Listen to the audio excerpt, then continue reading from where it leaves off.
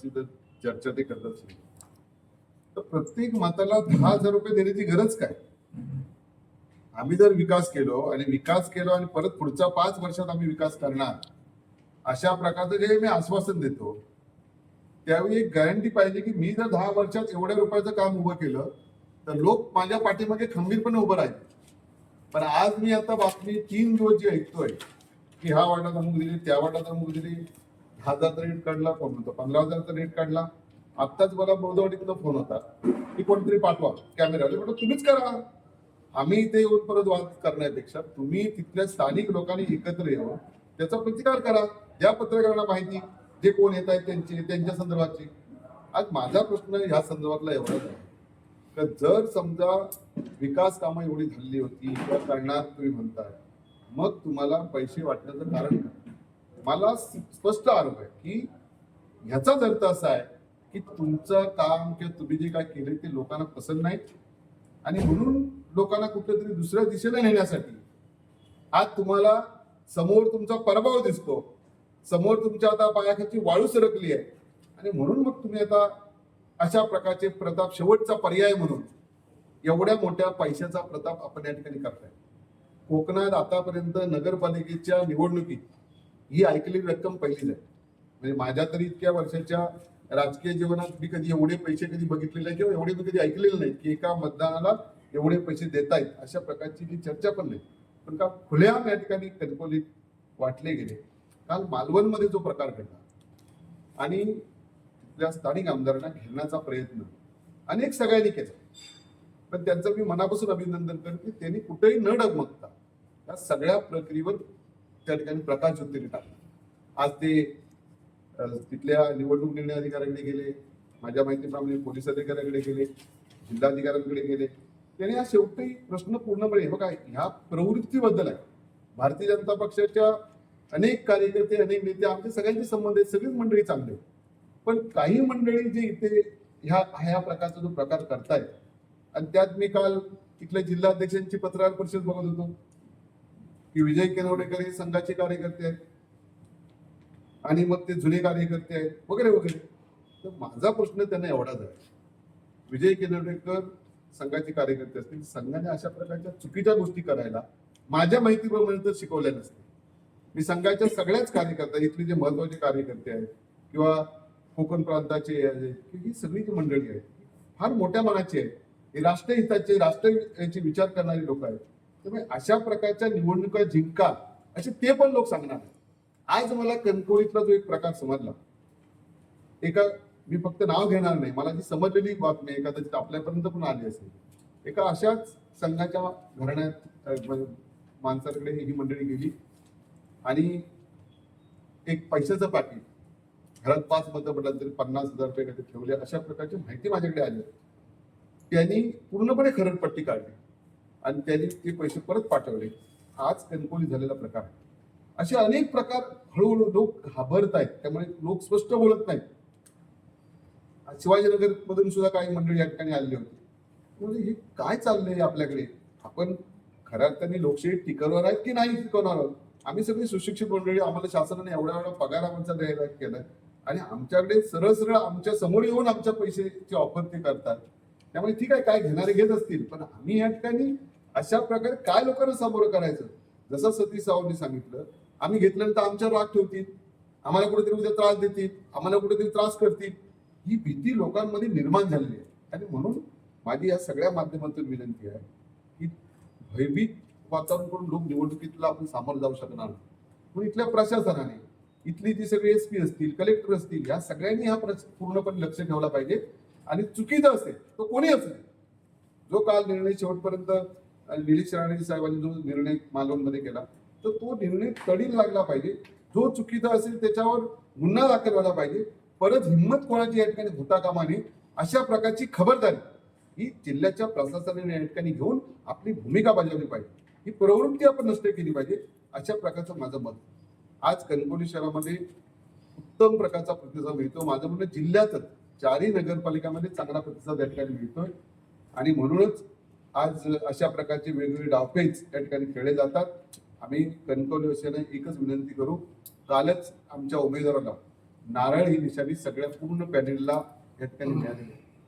मी बघा किती भगवंताचे पण इथल्या सोनगूचा आशीर्वाद म्हणा, भालचंद्रवानांचा उत्सव चालू आहे त्यांचा आशीर्वाद म्हणा, आणि म्हणून आम्हाला जी अपेक्षित असलेली नारळ ही निशाणी आम्हाला या ठिकाणी मिळालेली आहे.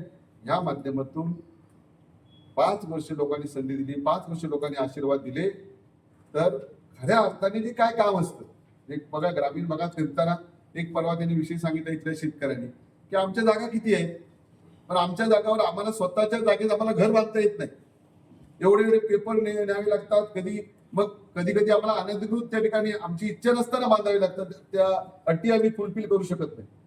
आमच्या जागांवर जी आरक्षण टाकलेली आहेत, आमच्याच राणे कंपनीच्या जागा ज्या आहेत ह्या वरती नागवे हद्दीवर माळावर आहेत, ह्या आमच्या जागा, ही आरक्षण इथली उठवा आणि टाका तिकडे. आम्ही कणकोरच्या बाहेर सांगत नाही, आमच्याच जागा आहे त्याच्यावर करा, रिंग रोड करा. तो तिथून नागवेपासून म्हणजे जो त्या नागवेच्या हद्दीपासून पूर्णपणे तो फलारी महाराजांचा आश्रम आहे तिथून टाका रिंग रोड.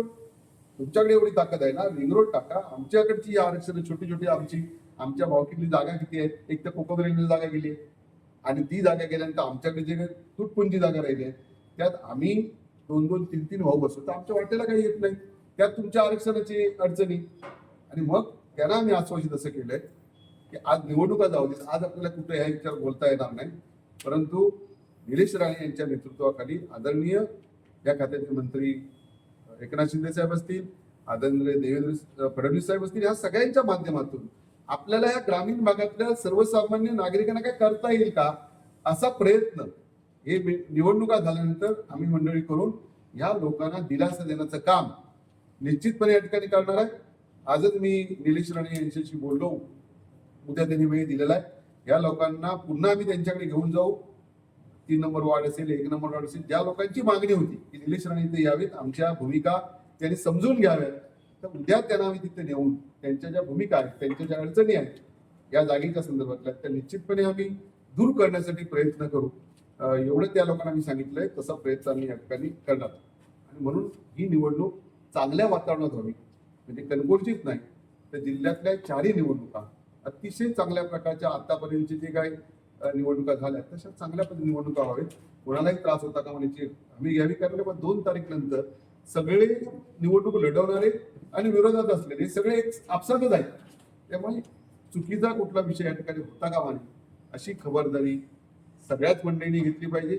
आणि त्यात करून जे काही मालवणला झालं, जे काही कणकोरला झालं, ह्याची कुठेही पुन्हा या घटना होणार नाही याची खबरदारी प्रशासनाने घ्यावी, अशा प्रकारची विनंती आम्ही सगळी मंडळी प्रशासनाला या ठिकाणी करतो. ही गोष्ट खरी आहे, सगळ्याच लोकांना नियम एकच आहे. एक नियम भाजपला, एक नियम शिवसेनाचा नाहीच आहे, म्हणूनच काल सुरुवात तिथे झाली. नियम सगळ्यांनाच सारखे आहेत. त्याच्यामुळे ज्यांच्या घरात मिळाले ते बघा, कोणी उद्या त्यांनी दाखवा आपण जो काय 25 लाख रुपये होते का आणि किती होते मला माहित नाही, आणि किती बागा होत्या त्याचा हिशोब जर त्यांनी दिला त्यावर ते आयोगाकडे द्यायचा आहे, तो काय निलेश राणेकडे हिशोब द्यायचा नाही. त्यांनी सांगावं माझे व्यवसायातले पैसे हे माझे व्यवसायाचे पैसे आहेत, सांगा म्हणजे त्यांनी.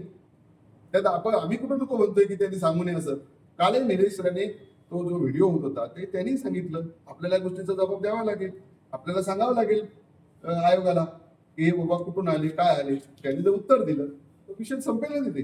बघा, मी ते प्रांताध्यक्ष आहेत, निलेश राणे आमदार आहेत, आता त्या गोष्टी मी पडणार नाही, कारण काय नेमकं विधान त्यांचं तर मी ऐकलेलं नाही. त्याच्यामुळे जो काय विषय असेल त्याचं उत्तर त्यावेळी निलेश राणेच्या बाबतीत निलेश राणे देतील, वरती आमच्या कोणाला असेल तर वरती लोक उत्तर देतील. आज आम्ही फक्त जिल्ह्यात शांतता राहावी, जिल्ह्यात चांगल्या वातावरणात निवडणुका व्हावेत, आमची सगळ्यांची इच्छा आहे. तेच आम्ही या ठिकाणी सांगतोय की इथं जे प्रकार चालले, जे मालवणला चालले ते 2 दिवस इथं सुरू झाले, हे कुठेतरी प्रकार थांबले पाहिजेत, अशा प्रकारची आमची विनंती आहे. नाही यांनी सांगितलेली माहिती अतिशय चुकीची आहे. कधीही निलेश राणेंचे तिथलं काम हे विजय किरोडेकर करण्याचा प्रश्नच नव्हता. तिथे जे काम होतं तर त्यांचे तिथे सत्ता संबंध असतील किंवा शिवसेनेचे तिथले तालुका अध्यक्ष ही सगळी मंडळी करत होती. त्यामुळे विजय किरोडेकर एक कार्यकर्ते म्हणजे त्या ठिकाणी असतील. वैभव नाईकांकडे चुकीची माहिती आहे, ही माहिती का बरोबर नाही.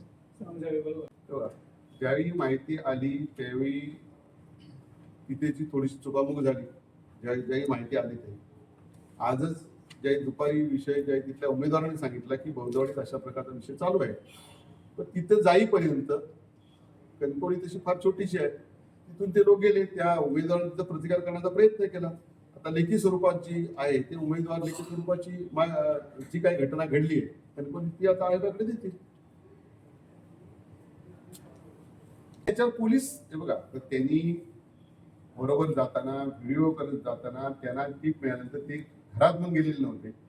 त्यांना एक टीप मिळाली होती कुठली तरी, त्या ते शोधत शोधत तिथपर्यंत पोहोचले. आता ते बरोबर आहे की चुकीचं आहे हे मी कसं सांगणार आहे? हे आता पोलीस त्या सगळ्या गोष्टी चौकशी करतायत ना. पुढे कसं आहे बघा, त्यांनी जे पैसे आहेत ती बातमी त्यांना मिळाली. आता हे काय आहे की 17 वार्डामध्ये इथून दुसऱ्या वार्डात बाहेर कधी पडतो माणूस समजत पण नाही. त्याच्यामुळे जे काही तिथं करायचं होतं किंवा जे रेड हँड पकडायचं होतं ते नाही शक्य झालं. ही गोष्ट आहे कबूलच. पण आज माझ्या माहितीप्रमाणे आजची थोडी चुकामुक झाली, पण जी लेखी निवेदन द्यायचं आहे या सगळ्या संदर्भात आज त्या ठिकाणी देतील.